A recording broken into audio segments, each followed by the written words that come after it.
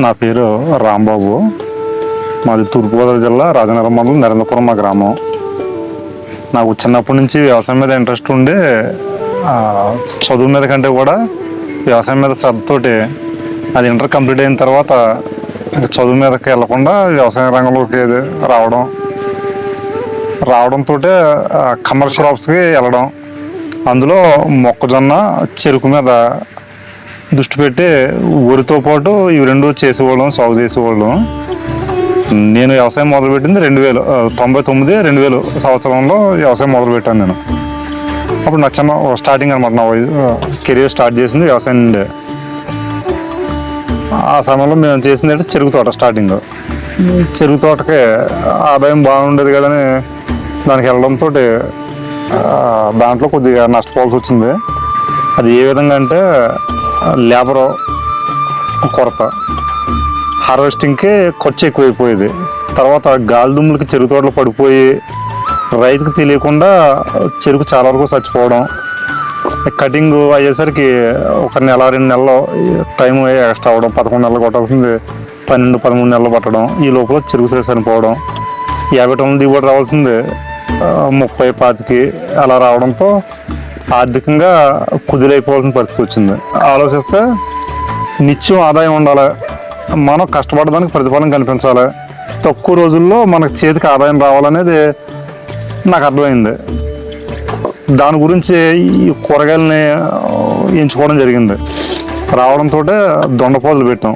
Starting ఈ కర్రలతో, ఎదురు కర్రలతో కూడిన దొండపోదులు పెట్టి దాంట్లో చుట్టూ నెట్ట, పందిరికి చుట్టూ నెట్ట ఏర్పాటు చేసుకుని దాంట్లో కోళ్ళు పెంపకం చేసాం అంతర పంటగా. అది సక్సెస్ అయింది. దానివల్ల కోళ్ళు వల్ల ఇంటర్ క్రాప్ కోళ్ళు పెట్టడం వల్ల గడ్డి మందులు కొట్టే పరిస్థితి లేకుండా పోయింది. చాలా వరకు భూమి నుండి వచ్చే చెడపేళ్ళన్నీ కూడా కోళ్ళు ఆహారంగా తీసుకుని అవి మనకి ఖర్చు లేకుండా ఉత్పత్తిని ఇవ్వడం వల్ల అది ఎక్సెస్ ఆదాయం కింద ఉండడం, పైన కూరగాయలు కూడా సక్సెస్ అయింది. ఆర్థికంగా కొంత పురోగతిని సాధించాం. కూరగాయలు రావడం జరిగింది. మొత్తం ఎంత సార్ ఎకరేజ్ అంత? ప్రస్తుతం అయితే 4 ఎకరాలు. పెస్ట్, డిసీజ్, కలుపు కంట్రోల్ చేయడానికి ఎలా మెజర్స్ తీసుకుంటారు? అంటే పెస్ట్ కంట్రోల్స్ అయితే మ్యాక్సిమం అన్ని రకాల వ్యవసాయ పద్ధతుల్లో గో ఆధారిత సేంద్రియ వ్యవసాయం కానీ, ఈ ట్రైకోడెర్మా, సూడోమోనాస్ ఇలా జీవశిలీంద్ర నాశనలు కానీ నాకు అనుకూలమైన మెథడ్స్ ఉన్నాయో దాంట్లో కొన్ని తీసుకుని అన్నీ నా పొలంలో అప్లై చేస్తూ ఉంటాను. ఆర్గానిక్ మొత్తం అన్ని ఏది ప్రాఫిట్ అయితే సూటబుల్ గా ఉంటే అది యూస్ చేస్తాం. ఆ రోజు వాతావరణ పరిస్థితిని బట్టి, ప్రకృతి ఒడిదుడుకుని బట్టి ఏది అవసరమో ఇవన్నీ గమనించుకుని ట్రాప్స్ వాడతాను. సోలార్ ట్రాప్స్, లైట్ ట్రాప్స్ కానీ, నేను సొంతంగా తయారు చేసుకున్న ఎర్ర బుట్టలు కానీ, ల్యూస్ కానీ ఇవన్నీ వాడతాం. తర్వాత గోదావరిత కషాయాలు వాడతాం, జీవశిలీంద్రనాశనలు, జీవన ఎరువులు వాడతాం. వీటితో వాటర్ మేనేజ్మెంట్ ఉంటుంది, మల్చింగ్ ఉంటుంది. అక్కడ ప్రతిరోజు మెయిన్ ఏంటంటే యాజమాన్య పద్ధతి, అబ్జర్వేషన్. పొలం ఏ విధంగా ఉంది, దాని వాతావరణ పరిస్థితి ఉంది, ప్రకృతిలో ఉన్న వాతావరణానికి మన పంట ఏమన్నా స్పందిస్తుందా, నెగిటివ్గా ఉందా, పాజిటివ్గా ఉందా, ఇప్పుడు ఈ కాలానికి ఏ కాలంలో ఏ పెస్ట్ ఎక్కువ వస్తుంది, ఏ డిసీజెస్ ఉంటాయి, ఇవన్నీ గమనించుకుంటా దానికి అనుకూలంగా మేము యజమాని పద్ధతిలో మార్కెటింగ్ ఎలా చేస్తారు? మన కరోనా టైంలో మాకు అర్థమైంది. నేను సొంతంగా దాదాపు స్టార్టింగ్ మన సీజన్లో 7 రకాల కూరగాయలు పండించి నా పొలం వద్ద విక్రయించడం జరిగింది రిటైల్గా. ఇప్పుడు 2వ సీజన్ స్టార్ట్ అయింది మాకు. 2వ సీజన్ దాదాపు 11-12 రకాల కూరగాయలు వస్తున్నాయి.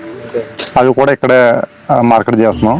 ఇప్పుడు మీకు నేచురల్ కెలామిటీస్, వర్షాలు, వరదలు, ఇవి ఎదురుగాలి ఎక్కువ వస్తే ఎలా ఎదుర్కొంటారు?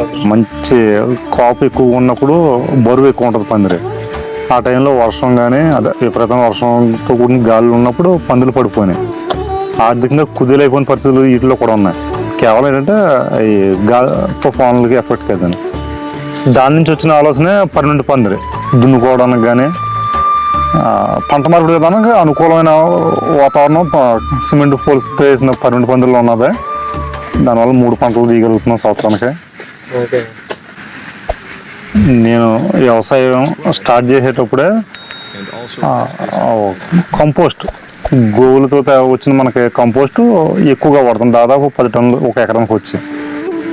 డ్రిప్ ఇరిగేషన్ ఏర్పాటు చేసుకున్న తర్వాత మల్చింగ్ షీట్ ఏర్పాటు చేస్తాం. దానికి ఈ తేమను కాపాడుతుంది, గడ్డి మొలకుండా మల్చింగ్ షీట్ ఉపయోగపడుతుంటుంది నాకు పంటకి.